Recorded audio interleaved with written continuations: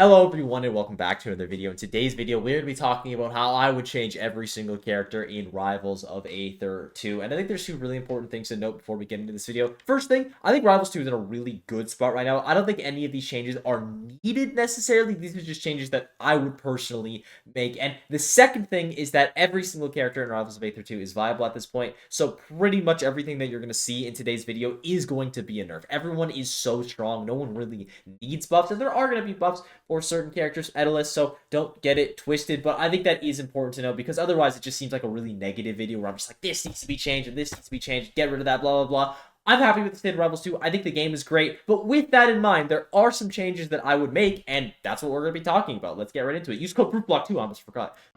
Starting off with characters that I think don't need to change, and there's only two of them. The first one is going to be Fleet. In the most recent patch, Fleet ended up getting a pretty significant buff. They ended up taking a frame off of her neutral air, I think off her back air as well. They made it so that you can B reverse side B, and they also made it so you can ledge slip down B, which is definitely going to be something that is mainly applications for high-level Fleet players. But I think that change to neutral air is, like, monumental for this character. It is just such an insane boxing tool for Fleet, insane edgeguarding tool, combo tool. It's just, like, her best tool by far, and they made it even better. And I also think that it doesn't completely just override the value of all of her other areas. Like, there are still absolutely situations where you're going to want to forward her because it has a lingering hitbox. It lasts there for a little bit longer. It's a multi-hit as well. There are examples where you're just going to want to back air because it's way more disjointed. It hits a little bit harder. Up air as well for juggling. So even though you're going to have neutral air acting as your central tool for Fleet, it's going to be her most important tool. It's not the only tool that she is expressing with, which I think is something that is really, really important. When you have something as broken like this, like I'm thinking Orcane, for example. Orcane Nair was like just so over-centralizing for that character.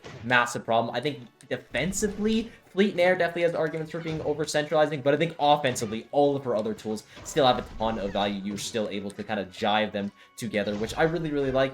Fleet is one of the weaker characters in the game. I definitely don't think she's the weakest character in the game. That absolutely goes to Etalus. And if you are a Fleet player and you think your character is the worst, you're just really bad at edge guarding. I'm going to tell you that right now. You need to figure out the flow charting because that is where Fleet is going to thrive. You've got a massive back air, an extremely long lingering forward air, and a very disjointed spike. You have the perfect tools to edge guard literally every character in the game. And I think when Fleet players start doing that at a very consistent level, start figuring out their flow charts, this character is going to be absurd. I think Fleet is just naturally going to get better with time, especially as people get better at using her float mechanic as well. That's something that I really didn't even consider, but it is something that is difficult to use in her combo game, something that's a unique mechanic for her. So I think Fleet's in a good spot. I think she'll get better over time. I think you could argue a buff for her, and I wouldn't think it's that crazy, but honestly, with the stuff that they've given her recently, I kind of just want to see how it plays out.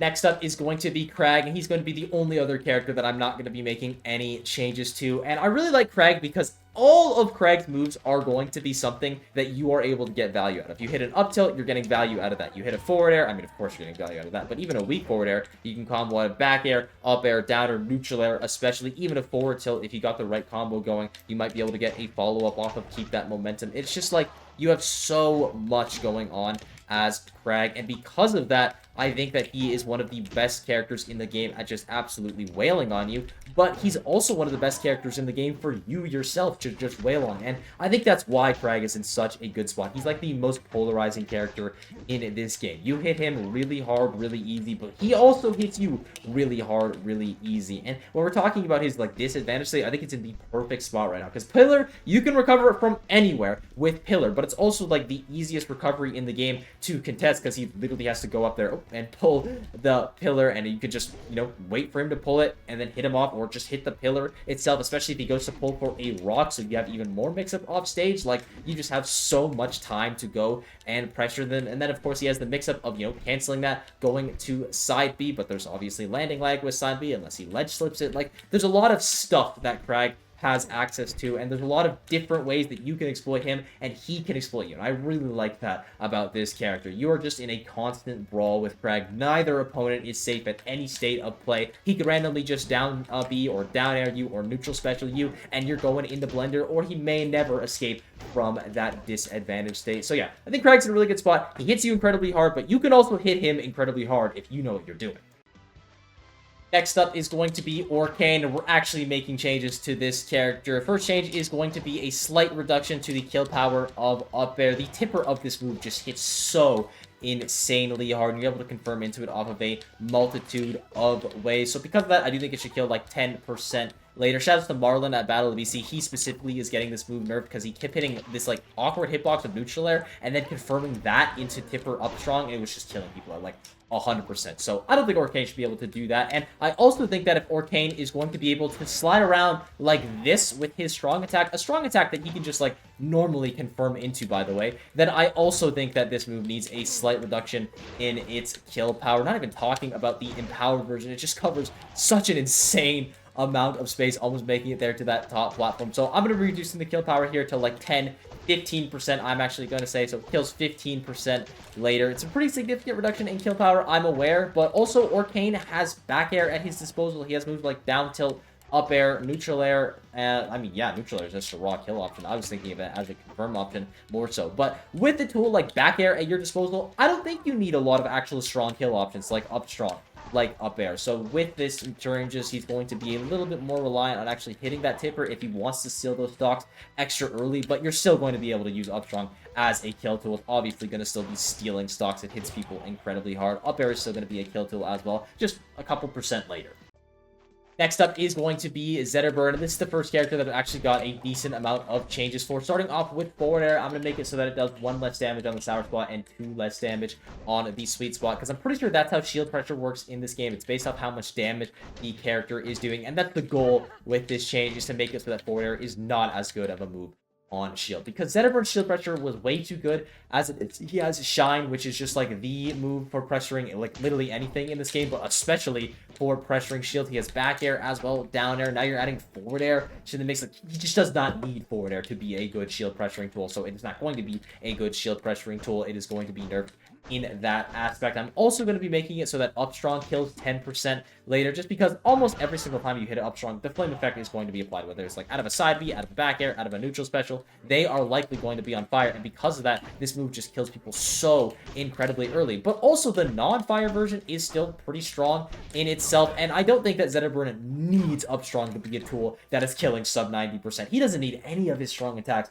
to be killing sub 100%, even with flame attached, because of how good his edge guarding is and his aerial combo game is, and ending stuff with like, I don't know, a forward air, which is a really strong move that they just made faster, and I am making a little bit weaker. So I am going to be making the kill power of up strong 10% weaker, just so he has to rely more on his other kill options, which are still very good. The other changes that I would make to Zetter are going to start with his down special. First change to down special that I would make is that he just does not roll as far. Instead of rolling to like the 1, he would like just roll to the 0, pretty much not going anywhere at all. And the reason that I'm doing this change is because it is so easy to ledge slip with Zetterburn with down special. Like, if you're not ledge slipping, it's because you just messed up massively with this character. And I don't think the window for it should be that free. I do think that if you mess up, you should be punished for messing up instead of, you know, ledge slipping anyway. So I am going to make that roll a little bit shorter. I'm also going to add a little bit more frame data to the start of up air, so it's going to be the exact same startup as forward air, adding 2 more frames there. And to be honest, forward air and up air are kind of just the exact same move, except one is horizontal, one is vertical. You're still able to combo off of the sour spot. You're able to combo off the sour spot really, really well as Zetterburn, the sweet spot as well. Of course, you're going to be able to confirm off of. Now you're just going to have a little bit more precision. It's not really going to stop any of the combos that you were able to do before, but the combos that you're able to do before, you're actually going to have to, like, you know, try when you're doing those combos. There is going to be a little bit of skill involved. So yeah, those are the changes that I'm making to Zetterburn. He's kind of getting nerfed in every single area, but Zetterburn's also just like a really good all-around character, and it's not like any of these changes are actually going to like significantly hurt the character. He's still going to be about just as good as he was before, but some of the aspects that I think are a little bit stronger are just toned down a bit. Next up is going to be Clairen, and I'm actually going to take the exact route that the Rivals devs took in their previous patch when nerfing this character, in just aligning the hitboxes a little bit better. Specifically, I think the biggest change needs to be done to forward air, because this move is like pretty absurd. Like, the sword is here, the hitbox is here. That is absolutely insane. And I assume it's kind of just like this so that the second hit and the first hit always connect into each other when like they're supposed to connect into each other. But also you could probably just like move this hurt box inwards more so, and then move this hurt box inwards more so as well, and that problem would be perfectly fixed, and you wouldn't have a hitbox that is just completely egregious as forward air is right now, just hitting people, like, especially considering how good forward air 1 is. You'll often see people just like to go for forward air 1 and then immediately fast fall it. Really, really massive hitbox. Same thing for up tilt as well. Definitely not as egregious for up tilt, but the hitbox just goes a little bit kind of in front of where up tilt actually should be. Very similar to how forward strong would operate. So if they just align that a little bit better, I think that would definitely be good. Forwarder, though, would be like the main issue. And then the other change that I would make to Clairen would be I would actually make her neutral special take a little bit longer to charge to the second and the third level, like 0.15 seconds for each thing, just because going off stage and then sniping people super deep with a neutral special is something that's awesome. I think it's something that takes a lot of precision, but it's also something that can kill the heaviest character in the game at like 50% if you're accurate. So making it so you have to charge up just a little bit longer, make that accuracy that much more difficult, I think is something that will be good for Clairen. She's still going to get the follow-ups that she could before. It's just going to be more difficult to do them now. But that change to forwarder is absolutely going to hurt her. Like, that's a really big nerf to forwarder, but also, like, come on, it should not look like that. Next up is going to be Loxodont, and he's going to get a change to his up throw, because this is the most over-centralizing move in this character's kit. If you're not getting value out of Loxodont up throw, you're probably just not a good Loxodont player. It is actually that important for this character, and it doesn't matter what percent Loxodont is at or the opponent is at, you're going to want to elect to go for an up throw, because at higher percent, it's still going to combo into a back air. At lower percents, it combos into neutral air, resets into itself, or into just like an up tilt. So this move is a problem. It's really, really good for Loxodont. How I am going to be approaching it is it's going to operate pretty much the exact same way it does at lower percents, but once you get to around like 60-70% as lightweight, midweight characters, it's going to stop comboing. You're just going to be thrown too far in the air for Loxodont to get a follow-up, other than like maybe like a double jump up air, or if you're nasty, you do like, I don't know, side B or down B into back air. Probably wouldn't be able to get a follow-up regardless, just because frame data. But the point is, the opponent is getting sent too high in the air where Loxodont is able to get a follow-up. But then when you get to around 130, 140% on those characters, the up throw then becomes a kill throw. Because as it stands right now, Loxodont up throw is pretty much just a kill throw with a couple extra steps. So I'm just going to take out those extra steps and also take out the time where it is just always valuable. So there's going to be a period in the game where your opponent's between that like 60-70% to like 130-140% window where you want to elect to maybe go for a down throw instead, to go for a tech chase, or if you have magma on the ground, just pop off the angle, or go for like a forward throw just to get them off stage. Just have people go for things other than up throw as Loxodont, because up throw is just so insane for this character. So I'm going to be making it so it operates pretty much the same way that it does, around 60-70%. Once you get past those percents, though, not going to be comboing into anything. It's going to be sending too high into the air, and then once you get to around 130, 140, then it's just going to act as a raw kill throw. Now, I know this is a big nerf to Loxodont. Up throw is so important to this character's kit. So alongside this change, I'm also going to be adding taking 3 frames off the startup of side B, so this move becomes a lot more threatening as a command grab, because relative to the other command grabs in this game, this move is horrible. Like, you have Kragg neutral special and Olympia side special, which just do insane things when you hit either of them. Now, Loxodont covers a lot of distance, yes, but the follow-up he gets out of neutral special, or down side special rather, it's just a tech chase. But now, hopefully, you're actually going to be able to get that tech chase a lot more, because there's going to be less time to start this move, less time to react to it as well. He starts moving just that bit faster. So those are my changes to Loxodont. Overall, they probably are a bit of a nerf, but I also think up throw was ridiculous, not thought of that well. I don't think it should operate that way, and now it won't. Next up is going to be Forsburn. My first change is going to make it so you just can't do that pretty much with the clone, where you drop the clone off stage, so you use it as a sight, and then you just, follow it off stage with the finisher of that edge guard once it hit it. I don't think that you should be able to send the clone off stage at all. I think he covers way too much space, but Forsburn already has access to back air and down air, which also cover a ton of space. So whenever you pop a clone in this situation, he will just like immediately jump back to the stage, not even give you the opportunity unless you like insta pop that thing, but then you're going to be like pretty much just two-frame people.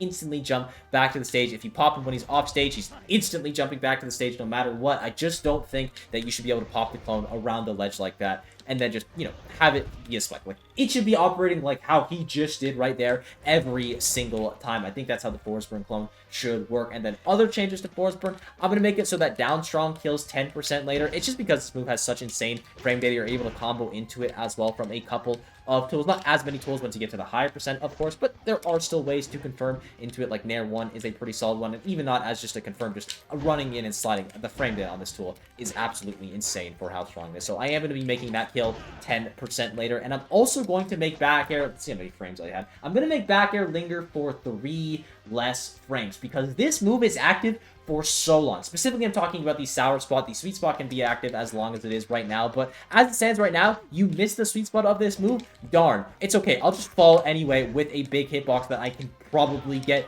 a conversion off of, which is just like insane that he can combo out of it. I was either going to take away the combo ability of the sour spot or just make the sour spot not as good, but I like the sour spot acting as a combo tool. It has value to that move, but as it stands right now, it's just out for way too long. It's just so incredibly active as an edge guarding tool as well. Just falling with it fast and then double jumping with a down air is super potent. So I'm going to be making that move, oh god, I'm going to make that move linger a little bit less longer, 3 frames to be precise. We're taking some of the kill power off of down strong, 10% to be precise, and I'm going to make it so the clone just cannot go and bully people off stage, because Forsburn edge guarding is already pretty strong. He does not need more than he has.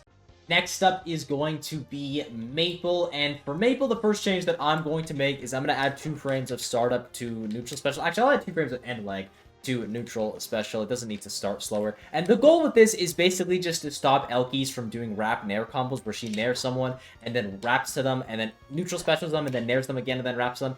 It's to stop specifically her from doing that. I don't think that you should be allowed to do that. And then outside of that, it's not going to have a ton of implications. Like, yeah, it's a little bit slower as a projectile, but again, it's a projectile you're usually throwing from pretty far away, so it's really just going to be chopping those insta-wrap combos. Now let's get to the real nerfs I'm going to be giving this character. First things first, F-Tilt is going to be getting 2 more frames of end lag. This tool was going to get nerfed at some point. I hope at least it does, and I'm definitely going to be nerfing it if I had command, because it is just such an impressive tool for her. You use it as a zoning tool from punching people away. The angled up version and angled down version also combo like really nicely, so you're able to get some super solid conversions. It's spammable on someone's shield, even though Maypul gets pushed forward. Like, I can still just do this over and over again. It doesn't matter that I'm slowly inching towards you when there's nothing that you can really do in response. So I'm definitely going to be adding 2 frames of end lag to this tool, making it not only worse as just a spammable offensive tool, but also making it so when you do get conversions off it, they have to be like incredibly precise. Not only is it a tool that moves Maypul forward, it's also a tool that just gets combos done for her at a really, really high rate. So it's going to be getting a little bit of a nerf.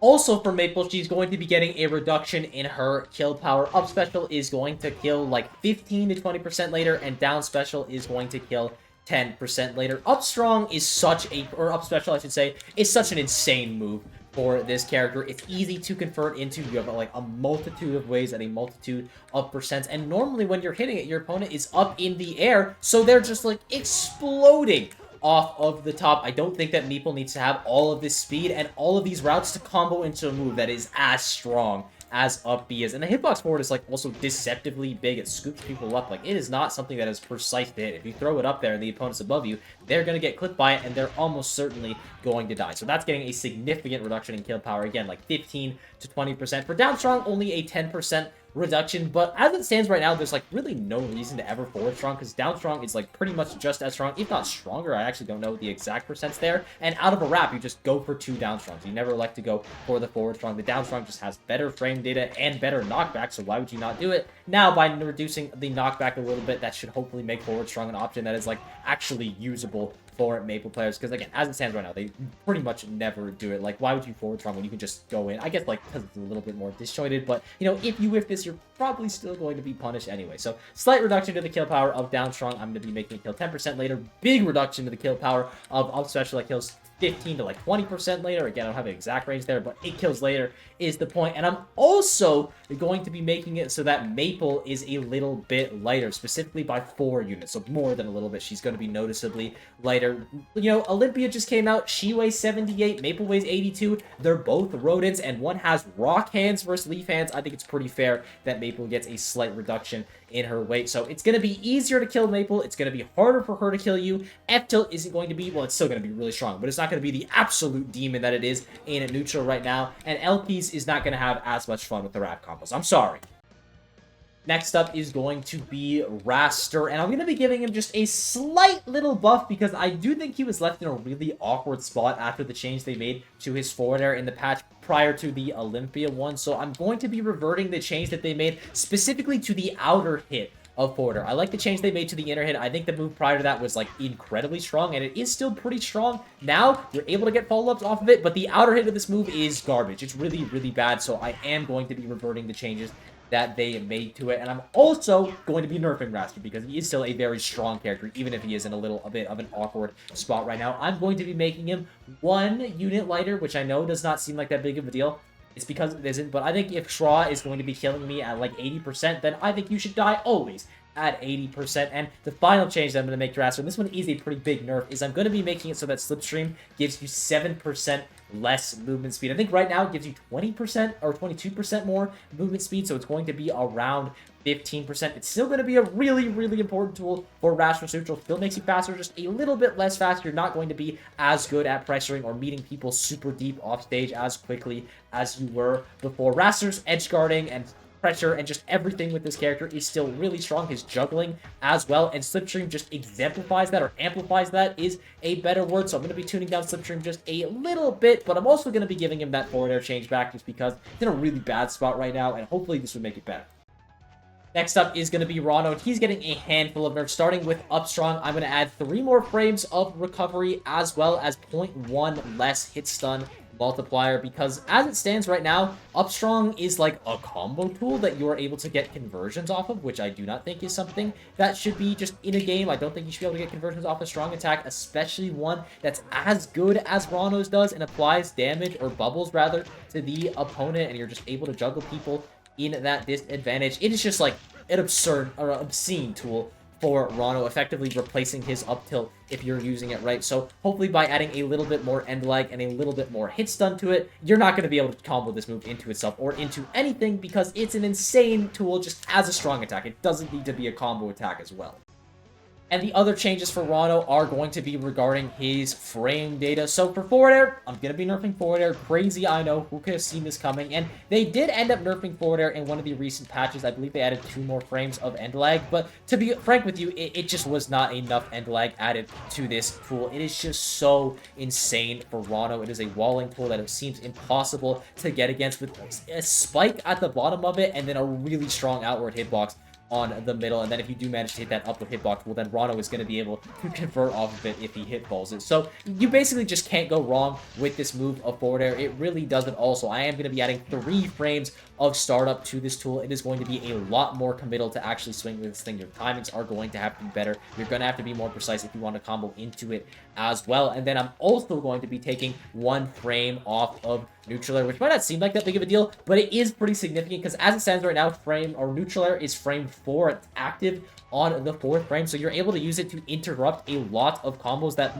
literally a majority, and by majority I mean the rest of the cast, just cannot escape. So by taking an extra frame off of that neutral air, he's going to be stuck in those combos. He's not going to have that disengage get off me tool that is so insanely good, and the tool is also going to be a little bit worse for comboing. I don't think it's actually going to change any of your combo routes. The real big kind of goal with this change to neutral air is just making it so you're not able to just mash this button out of hit stun, because normally you are going to win trades if you are doing that. So 1 frame off of neutral air, 3 frames off of the start of forward air. Make that move significantly starter at the startup. It hits hard, so it should start slow, and I'm also going to be making it so that up strong combos worse. And yeah, I think those are pretty solid changes to Ranno, and even with them all, he's still like one of the strongest characters in the game.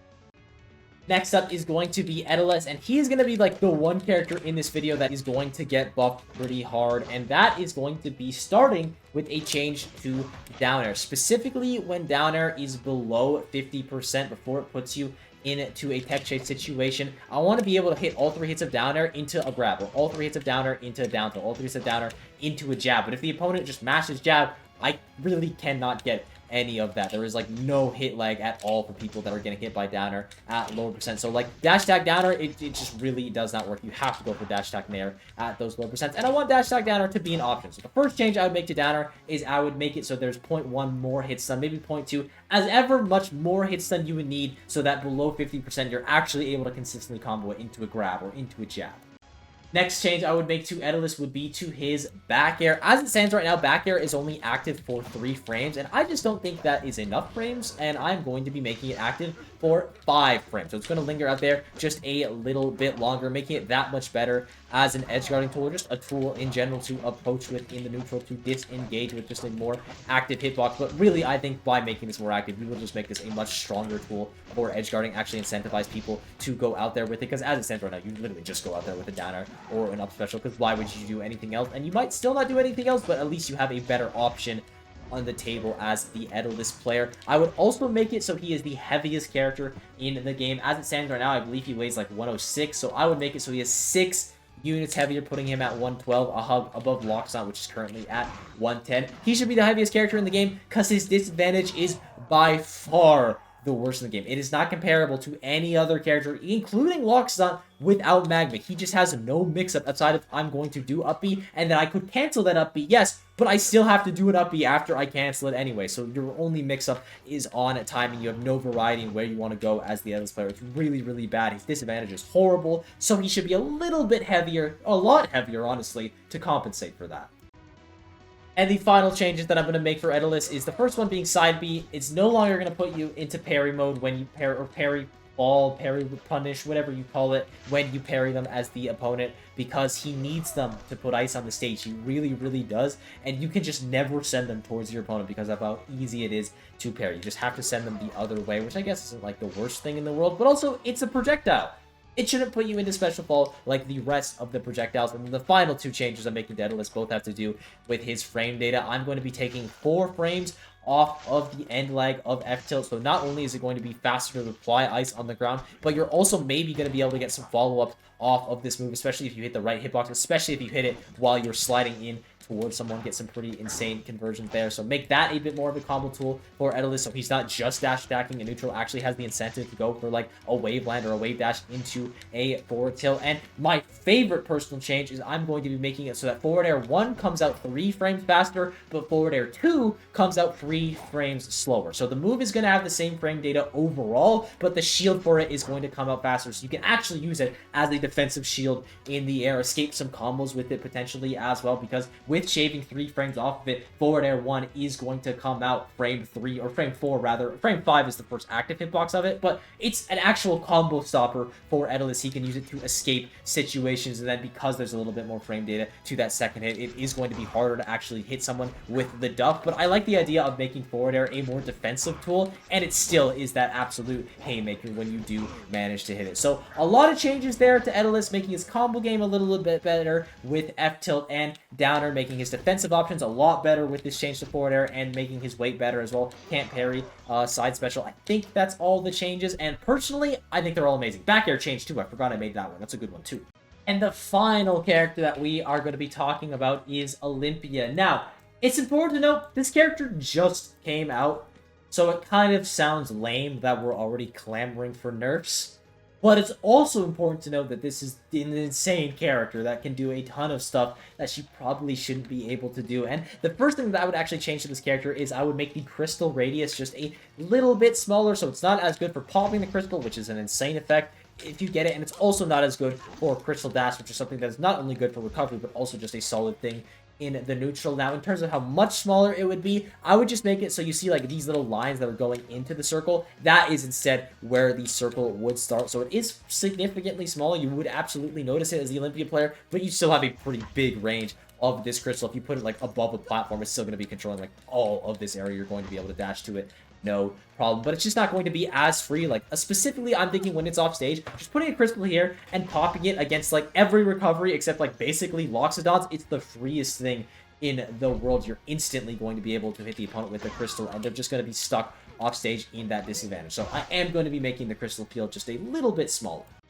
Now, majority of the changes I'm making to Olympia are regarding frame data, so let's talk about the ones that aren't regarding frame data. The first one is going to be a change to up air. Once you get past around 80%, I'm going to add 0.1 more hit stun to it, and this honestly might not be enough hit stun to add to up air, but it is just such a free combo, literally at all percents with this character. But I don't think that you should be able to hit like a rising up air and then be able to hitfall that into up B, and that kills consistently at like 120%. I think that is absolutely absurd. There needs to be way less hit stun after you hit this up air at those higher percents. So 0.1 might not be enough, honestly, but the idea I'm trying to convey here is that it is a lot harder to confirm up air into up B once you get past 90 to 80%. And speaking of up B, I'm also going to be reducing the kill power of this tool, because as it stands right now, it is just absolutely absurd. You are able to steal stocks incredibly early, and there's just so many different ways that you're able to confirm into it as well, which I think is why it is such a potent threat. Like, down tilt into up B will always just be like the tool for Olympia, where you're just going to secure stocks super early that way. So I do think it should be reduced in kill power by about 15%. It's still going to be really good. It's still probably going to be your main and best kill option, but now you're not going to be consistently robbing stocks like below 110%, because as like the fastest character, most overwhelming one in the game, you don't need to be the best killing in the game as well.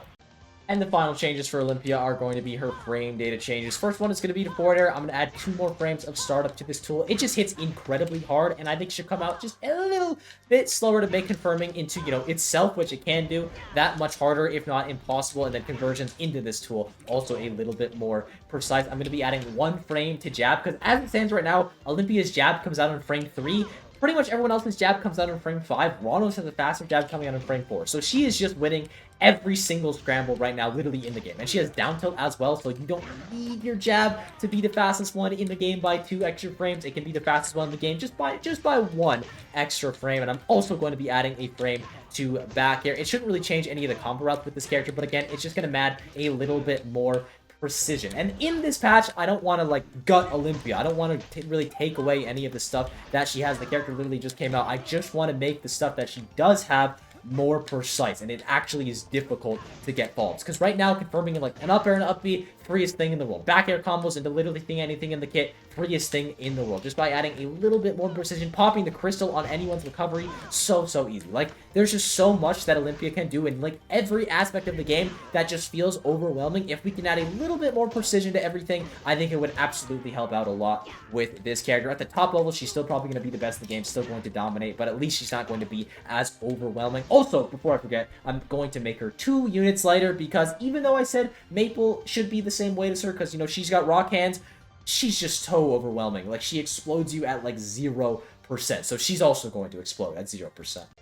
And with that, I thank you all for watching. I hope you enjoyed. The sport has been absolutely unreal as of late. Again, I think it's important to reiterate that the point of this video was not to try to shift these characters up or down in the tier list, because I think as it stands right now, Rivals 2 is in a very good spot. Probably the best spot that it's been in since the game has came out. Every single character is viable in a tournament. I think every single level of play at this point. Etalus, it's still really difficult to make him work, but you can make him work. I think Olympia is a little bit over-centralizing. That's probably the truth. She probably does need bigger nerfs than I gave her, but you know what? I like letting the new character prosper for a little bit. Let's see what people can do first before we actually start gutting her. And yeah, that's all I gotta really say. If there's anything I left out, got wrong, or if you just want to say hi, leave a comment down below. Be sure to sub while you're down there. Use code ProofBlock, and I will see you all in the next one. Bye-bye!